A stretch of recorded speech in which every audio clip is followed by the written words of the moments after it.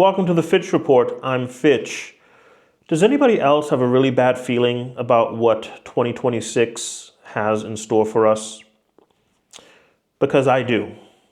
We're about 6 days into the new year, and in addition to the continued murder by the U.S. military of people on boats 1,000 plus miles from our shores under the guise that they're running drugs, we're now bombing countries in South America, abducting their leaders, and openly stating that we run the place now, and that we're taking your oil, we're taking your resources. And in addition to that, because of the success of what happened, or the success in quotes of what happened in Venezuela, an emboldened and unchecked Trump is now making similar threats to other countries in South America and around the world. He's threatened a similar fate to Colombia, to Cuba, Mexico, Iran, and even now is renewing his threats to seize Greenland and to take Greenland by force if necessary. Now, before, I think when Donald Trump said he's going to take Greenland and Greenland has to belong to the United States, that the world didn't really take it seriously and really thought it was for comedic effect. It was, obviously exaggeration. But now I think they're starting to take it seriously, and they should take it seriously, because I think the United States really does intend to seize Greenland. Okay, which brings about an interesting question. I mean, how will NATO respond? Does NATO even have such a contingency in its charter for when one NATO member attacks and seizes territory of another NATO member? And I don't think it does.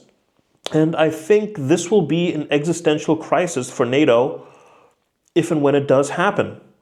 I think this will be the death knell for NATO, which is something that Trump has already said, that he thinks NATO is outdated and thinks NATO should be disbanded. He's already said this in his first term. And I think if him seizing Greenland causes the breakup of NATO, the Trump regime would actually be quite happy about it. It would be killing two birds with one stone. What will this mean for American citizens living and traveling abroad? Currently, Americans can travel to many countries in Latin America, South America, Mexico, Canada, Japan, Korea, pretty much every country in the European Union, Australia, visa-free for something like 90 days or 6 months in some cases. What happens if the United States threatens, in its continued threatening of Canada seizing territory that belongs to a European Union country, a NATO member? If Americans become pariahs like Russians currently are, and they say, hey, Americans can't come in here anymore for 90 days without a visa. Now you need to apply for a expensive visa that will take time to process, and then you get a visa for 30 days, 15 days at a time max. Or maybe many countries will say we no longer offer visas for American citizens until Greenland is returned to its previous status. I mean, that could very well happen. I can totally see such a situation unfolding. Then there is, speaking of pariahs, the question of Ukraine, right? I think that everybody with half a brain knows at this point and understands that Donald Trump is on the side of Team Putin and Team Russia, and considers itself an adversary of freedom-loving democracies around the world. It considers itself an adversary to the European Union, countries that are ruled and governed by their constitution, whose leaders are not willing to bribe Donald Trump, whose governments are not bribable. Donald Trump considers them an enemy of the United States.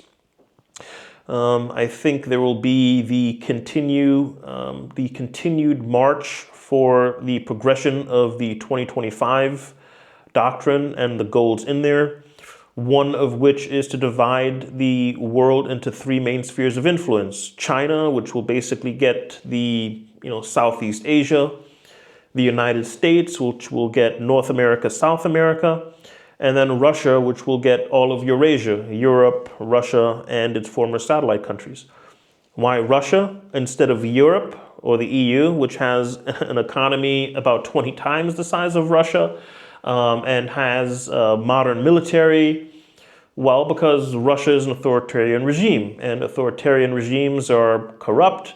Corrupt regimes are bribable, willing to do backroom deals with no transparency, which is exactly what they want. Whereas Europe is a collection of, countries that are run by constitutions. They're constitutional republics. And that's not what authoritarian regimes like. All right. There's also the increased risk of terrorism, I think, in 2026. If Donald Trump is going around invading countries, bombing countries who are our neighbors in South America, openly declaring that we rule your countries now and that your country's resources will belong to the United States to make U.S. megacorporations billions of dollars, and the citizens of your countries will have no say. Essentially, you're going to be a vassal state of the United States. You're going to be colonists in the new American empire. There's only so much of that people will take before they start taking measures into their own hands, folks. And, that includes anything up to and including what we would call terrorism. But, if you think about what the United States is doing or, would be doing to their countries, I don't know if terrorism or terrorists would be the proper label for that anymore. I think we'd really have to consider, what we call them or what the label is for that. Of course, the United States government will call them terrorists, but, right, it would be debatable of whether they actually would be terrorists at that point, right? Then there is the question of pandemics, right? Risk of pandemic is always a thing. In 2019, 2020, we had competent people like Fauci leading the U.S. Pandemic response. Now all of those people are gone, and now we have nutbags, conspiracy theorist Robert F. Kennedy Jr. Running the Department of Health and Social Services. This is a guy who does not believe in vaccines, does not think we should have shut anything down in 2020, and has completely gutted the CDC and gutted the WHO, and like I said, doesn't believe in vaccines or anything like that. So if, God forbid, there is a pandemic in 2026, what will be the response be? And I think the response will be that there will be no response. There will be no shutdowns. It will be continue as usual. And if you get sick and you die, well, that's just tough, right? It's the strong survive and the weak just die. And that's what they believe in. That's what these so-called Christians believe in, right? These so-called pro-lifers. Then there's also the incidents or the possibility of protests, riots, as ICE gets ever more aggressive, right? Entering homes without warrants of people that they think might be illegal aliens or might be foreigners, immigrants, etc. You could very easily see a situation where they're, a U.S. citizen who is, brown, who is Hispanic, speaking Spanish, but is otherwise a U.S. citizen, gets killed by ICE. And that could spark nationwide protests, nationwide riots. And I think if that happens, Donald Trump will give the order. And this time the military absolutely, under Hegseth, absolutely will shoot and kill American citizens, right? American protesters, even peaceful protesters. Anybody who would have offered any resistance to that has long since been replaced. We saw what happened to, what's his name? The senator who was in the video who said, it is your job to refuse illegal orders. Hegseth has threatened to demote him, put him up for court-martial for being in that video. and is now threatening to demote his rank, right, in the military. What was his name? His name was, let me look it up, Hegseth, military trial, illegal orders video. Senator Kelly, right? Senator Kelly, right? So Senator Kelly is being threatened with military demotion. He's being threatened with sedition and court-martial, right? Over him being in a video that says it is your duty to not follow illegal orders. Well, obviously, the U.S. military does not like that. Hegseth does not like that because obviously they plan on giving the military illegal orders, and they will expect them to be executed without question or hesitation, right? I think birthright citizenship, that will be gone in 2026, so we'll be on the chopping block. In addition, I think people who are naturalized citizens, their citizenship will no longer be guaranteed. If you are a naturalized citizen from maybe one of the so-called shithole countries, or you have an undesirable complexion, your naturalized citizenship will be up for review and could potentially be revoked. So, yep, it is what it is. That's the situation.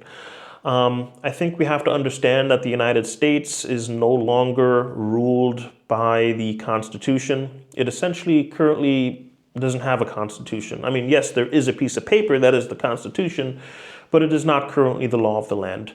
The law of the land in the United States is currently the word of Donald Trump. The United States is ruled by fiat, and institutions who are in charge with oversight, checking the power of the president, the House, the Congress, the judiciary, have all been subverted by MAGA, Trump sycophants. So there will be no checks and balances by them, right? So that's what it is. There is nobody coming to save us. There's nobody that will put the brakes on anything Trump does. We're on our own.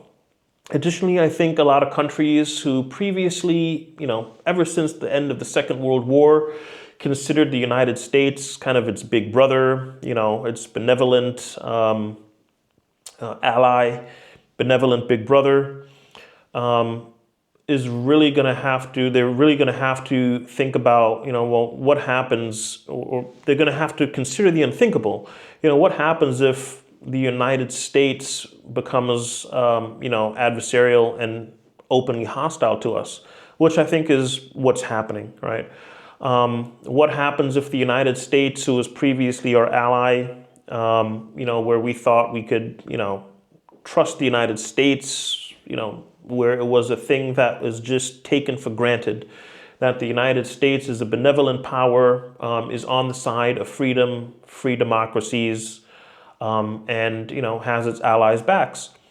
And they're really starting to think about the unthinkable. Well, what happens if the most powerful country in the world becomes openly hostile and views us as their enemy, which is essentially what's happening, threatens us, purposely tries to destroy our economy, our livelihoods through tariffs, and threatens to invade, attack, and steal our territory. I think countries are really going to, and I think they are, they've gotten the wake up, they've kind of had their oh shit moment, are going to start becoming more independent of the United States, really thinking about their military, the composure of their military in terms of American equipment, and really start making plans. What do we do if the United States becomes openly hostile to us or threatens to take our territory? What response are we going to have to that? And I don't think that they have one yet. If Donald Trump seizes Greenland next month, which I think he really will do, I don't think the NATO or the European Union really has a response ready for that. They don't. I don't think they know what they're going to do, what they're going to say, how they will respond to that. But I really think that they should really work on that. So yeah, that's what I see as could potentially be coming down the pike at us for 2026. I don't think it will be a good year. I don't think it will be a positive year. I just think it will be a year where, a lot of us are just going to be hanging our heads, in disbelief that the world and the United States as we knew it, as we grew up with, is dead and is gone, replaced by an authoritarian country along the same lines of Russia, that is an expanding, aggressive, imperialist nation, and whose citizens' rights are no longer respected and does not follow the international rule of law anymore. So yeah, I think that's what's coming toward us for 2026. Let me know what you think. Do you agree? Do you disagree? Do you think I'm a nutbag? Let me know with a comment below. And if you found this video interesting, give it a like. Thank you.